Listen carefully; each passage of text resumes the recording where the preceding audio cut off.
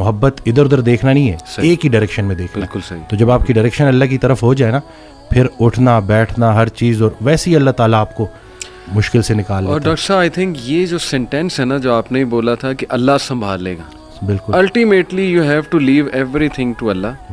اور قرآن مجید میں بھی اللہ ایون نبی صلی اللہ علیہ وسلم کہتے ہیں نا کہ تم مشورہ کرو لیکن اس کے بعد اللہ پہ توکل کرو اور چھوڑ دو, اللہ تعالیٰ اس کو سنبھال لے گا. آئی تھنک جب ہمیں یہ بلیف ہو گیا نا کہ کائنات کا نظام چلانے والا اللہ ہے, لوگوں کے دلوں کا کنٹرول اللہ کی 2 انگلیوں کے درمیان ہے, یہ حدیث میں آتا ہے, ہر چیز ایٹم بھی موو نہیں کر سکتا اللہ کی اجازت کے بغیر. اللہ الوکیل ہے جس کا مطلب ہے ڈسپوزر آف افیئرس, تمام افیئرز اللہ نے ڈسپوز آف کرنے ہیں. جو آپ کی زندگی میں ہو رہا ہے یہ آپ توکل رکھیں, یقین رکھیں کہ وہ اللہ کی اجازت سے ہو رہا ہے, اس کا ایک مقصد ہے. بس آپ نے یہ تلاش کرنا ہے بجائے کہ اس غم کو اپنے سر پہ چڑھانے کے, جیسے آپ نے کہا you just have to find out کہ یار یہ آیا کیوں ہے, اس کا مقصد کیا ہے, یہ مجھے کیا سکھانا چاہ رہا ہے. اور سجدے میں جا کے بندہ رو پڑے اللہ کے آگے, اللہ سے تقویت مانگے, اللہ سے کہے کہ اللہ مجھے پرسپیکٹیو دے.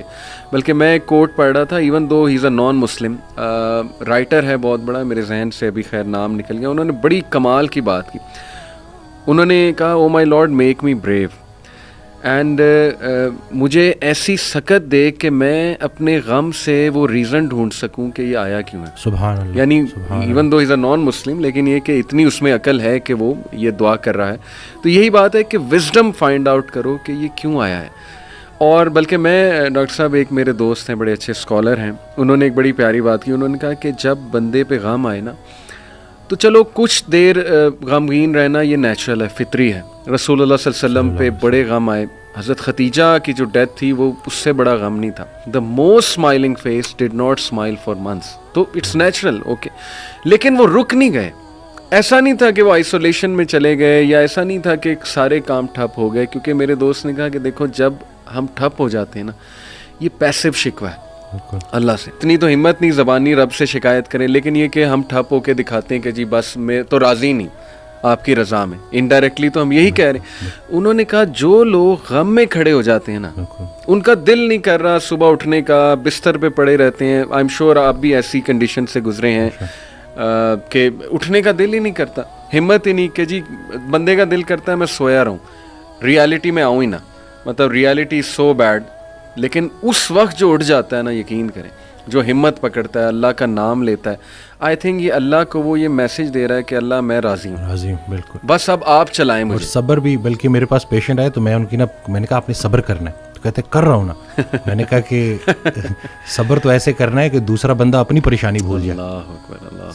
صبر ایسے آپ نے ڈیفائن کرنا ہے کہ دوسرا آپ کے پاس آئے اور آپ, کیونکہ یہی صبر ہے. بالکل ایسے. اب آپ کو میں دیکھ رہا ہوں آپ نے اپنے آپ کو چور چور کر دیا. اور باقی ایک اور بات کہ اپنے آنسوؤں کو لوگوں کے سامنے رائے گاہ مت کرنا, کیونکہ ان آنسوؤں کی خریدار رحمت پروردگار ہے, تو ان کے سامنے بہاؤ اور پھر دیکھو کہ کیا ہوتا ہے. اور باقی ایک کویسچن بہت سارے لوگ نا مجھ سے کرتے ہیں انگزائٹی سے ریلیٹڈ کہ ہمیں لگتا ہے کہ ہمارے بعد ہمارے بیوی بچوں کا کیا ہوگا.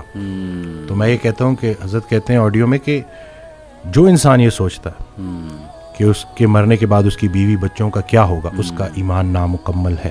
اس نے پالنے والے کی پالنے والی صفت پہ ایمان ہی نہیں لایا. اللہ اکبر. جن کے لیے پوری کائنات بنائی, ان کو یتیمی اور غریبی سے گزارا, ان کو ماں باپ نہیں دیے, آپ کو دے دیے. اللہ اکبر. ہم شکر کے مقام کو گلے میں کنورٹ کر دیتے ہیں. صحت بھی ہے, زندگی بھی ہے, اور کب تک ہے کوئی نہیں جانتا, اور جب تک ہے وہ کوئی چینج نہیں کر سکتا. تو پھر ابھی کیوں پریشانی لیتے ہیں؟ کیا ان بچوں کو ہم پال رہے ہیں؟ صحیح بات. کیا ہم خود کو پال رہے ہیں؟ کیا ہم اس قابل ہیں؟